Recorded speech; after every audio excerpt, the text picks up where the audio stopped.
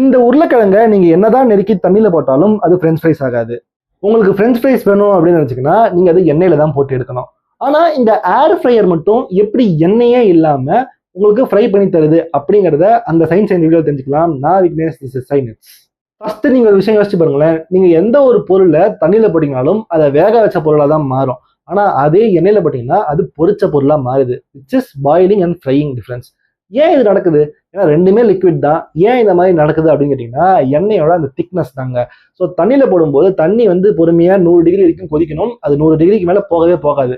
So நீங்க உங்களுடைய அந்த ஃபுட் ஐட்டம், நீங்க சிக்கன் விங்ஸ் போட்டதா இருக்கட்டும், ஆர் இந்த மாதிரி உருளைக்கிழங்கு நெருக்கி ஃப்ரெஞ்ச் ஃப்ரைஸ் போட்டதா இருக்கட்டும், அது வந்து பொறுமையா அந்த உருளைக்கிழங்கு கொதிக்க வைக்கும். மேல் லேயரை வந்து ஃபர்ஸ்ட் ஹீட் பண்ணிடும். அதுக்கப்புறம் கொஞ்சம் கொஞ்சமா உள்ள போய் ஹீட் பண்ணும். ஸோ ஆக்சுவலா ஃபுல்லா உள்ள வரைக்கும் போய் ஹீட் பண்ணும்போது மேல் லேயர் வந்து கொஞ்சம் கொஞ்சமா அதோட தன்மையை இழந்து அது வந்து உங்களுக்கு சாஃப்டா மாறிடும். அதனால அது பாயில் பண்ண ஒரு விஷயம் சொல்றாங்க.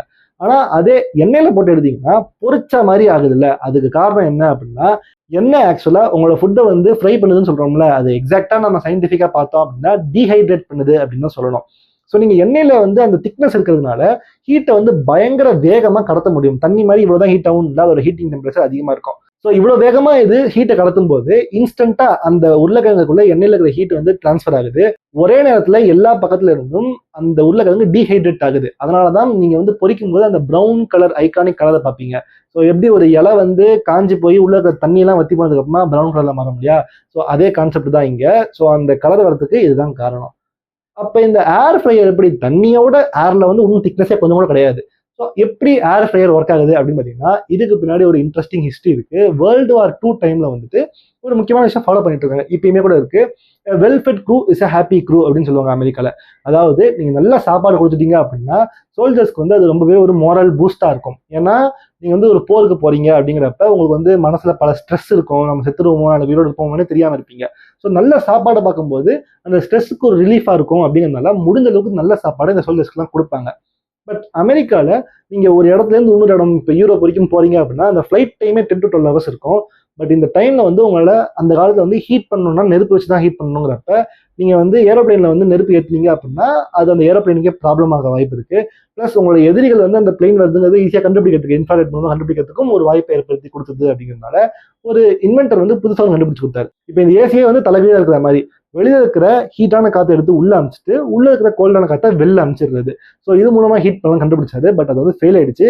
லேட்டர் ஸ்டேஜஸ் தான் இதை வச்சு ஏர் ஃப்ரையர் கண்டுபிடிச்சாங்க. ஏன்னா அந்த டைம்ல என்னதான் அது கண்டுபிடிப்பு ஒர்க் ஆனாலும் மைக்ரோவேவ் ஓவன்ஸ் வந்து அப்போ டேக் ஓவர் பண்ணிடுச்சு. ஸோ எல்லாருமே ப்ராசஸ் ஃபுட்டை வந்து மைக்ரோவேவ்ல ஹீட் பண்ணி கொடுக்க ஆரம்பிச்சிட்டாங்க. லேட்டர் பல வருஷங்களுக்கு அப்புறமா ஃபெட் வேண்டர் வெஜி அப்படின்னு சொல்லக்கூடிய ஒரு நபர் என்ன பண்றாருன்னா அவருக்கு வந்து பர்சனலா சில ப்ராப்ளம்ஸ் இருக்கு. எண்ணெயை வந்து அவரால் சாப்பிட முடியாது, உடம்புக்கு ஒத்துக்கல. பிளஸ் அந்த எண்ணெயோட ஸ்மெல்லுமே அவர் பிடிக்காம இருந்திருக்கு. ஆனா ஃப்ரெஞ்ச் ஃப்ரைஸ் அவருக்கு ரொம்ப பிடிச்சிருக்குங்க.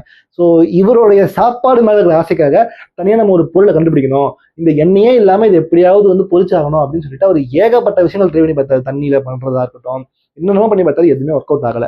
அப்பதான் ஒரு பிரில்லியன்டான டிசைனை கண்டுபிடிக்கிறாரு. அது என்னன்னு பாத்தீங்கன்னா மைக்ரோவேவ் ஓவன் இருக்குல்ல, அதே கொஞ்சம் எக்ஸ்ட்ராவா பண்ற மாதிரி, அதாவது ரேடியேஷன் வேவ்ஸே கொடுக்குற அளவுக்கு அவர் எடுத்துட்டு போனாரு. ஸ்டார்டிங் பீரியட்ல ஒரு எக் ஷேப்ல ஒரு மிஷின் கண்டுபிடிக்கிறாரு. அந்த மிஷின்ல ஒரே நேரத்துல இன்டென்ஸா இந்த வேவ்ஸ் வந்து ஃபுட்டை வந்து ஃப்ரை பண்ற மாதிரி எக்கச்சக்கமா வரும். ஆனா என்னதான் இது வேகமா வந்தாலும் அந்த ஃபுட் வந்து கரெக்டா ஃப்ரை ஆகல அப்படிங்கிறதுனால கீழே வந்து ஒரு அற்புதமான இன்ஜினியரிங் இருக்கு. ஸ்டார் ஷேப்ல ஒரு ஃபேன் வைக்கிறாரு.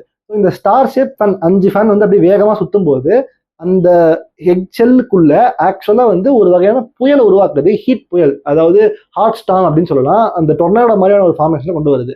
ஸோ இதை வந்து அது ஃபர்ஸ்ட் பண்ணும்போது இது வந்து அவர் பிலிப்ஸ் கம்பெனி கிட்ட கொண்டு போய் கொடுக்குறாரு. எனக்கு இது எவ்வளவு காசு தருவீங்கிற மாதிரி பேசி பிலிப்ஸ் தான் முதல்ல அது விற்கிறாரு. ஸோ இவங்க அதை இன்னும் டெவலப் பண்ணி என்ன பண்றாங்க அப்படின்னா வேகமா வரக்கூடிய அந்த வேவ்ஸ்ல இருந்து வரக்கூடிய ஹீட்டை அந்த ஃபேன் வந்து வேகமா சுத்தி இன்னும் அதிகப்படுத்துது. அந்த ஹீட் வெளியே போகாம இருக்கிறதுனால அது உள்ளுக்குள்ள ஒரு புழுக்கம் மாதிரியான ஒரு இடத்தை ஏற்படுத்துது. ஸோ இதனால உள்ள இருக்கிற ஃபுட் வந்து இன்ஸ்டன்டா அதோடைய ஈரப்பதத்தை இழந்து டீஹைட்ரேட் ஆகி ஆயிலே இல்லாம ஃப்ரை ஆகுது. பட் ஸ்டில் நீங்க நோட் பண்ணியிருப்பீங்க, என்னதான் இருந்தாலும் ஆயில் இல்லாம ஃப்ரை பண்ணதும் ஆயிலோட பண்ண அந்த விஷயத்துலையும் பாத்தீங்கன்னா ஆயிலோட பண்ணதான் ரொம்பவே டேஸ்டா இருக்கும் ஃபுட்டுல. ஏன்னா என்னதான் இந்த ஏர் ஃப்ரையர் வந்து டெக்னாலஜிக்கலா டெவலப்டா இருந்தாலும் அந்த மைக்ரோவேவ்ஸ் வந்து கொஞ்சம் கொஞ்சமா உள்ள போய் ஃபேன் வந்து சுத்தி ஹீட் ஆகி அது எல்லாமே நான் சொல்றது இப்படிங்கிறதுக்குள்ள நடந்துடும். ஆனா இது கூட அந்த ஒரு செகண்ட் கூட ஆக்சுவலா அந்த டேஸ்ட் வந்து கெடுத்துருது அப்படிங்கிறதுனால கொஞ்சமா ஆயில் போடுறாங்க. ஸோ இப்போ அந்த ஹீட் வரும்போதே இன்ஸ்டன்டா அந்த ஆயில் வந்து அதை அப்சர்வ் பண்ணிக்கும். பிளஸ் இந்த ஹீட் வந்து அதை அப்படியே உடனே டீஹைட்ரேட் பண்ணி ஃப்ரை ஆக்குது அப்படிங்கிறதுனால தான் இந்த மிஷின் கண்டுபிடிச்சாங்க. ஸோ இதில் தான் வந்து வேவ்ஸ் படுறதுனால கேன்சர் வரும் அப்படின்லாம் சொல்கிறாங்க.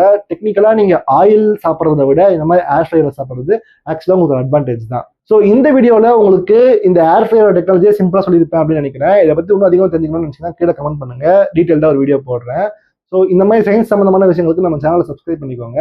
இதே மாதிரி ஹீட் அதிகமாக இருக்கும்போது ஏன் நம்மலாம் பிளாக்காக இருக்கோம், நம்ம ஒயிட்டாக இருந்தால் ரிஃப்ளெக்ட் பண்ணலாமே அந்த சன்னை, ஆனால் ஏன் பிளாக்காக இருக்கும் அது தெரிஞ்சுக்கிறதுக்கு இந்த வீடியோ செக் பண்ணி பாருங்க.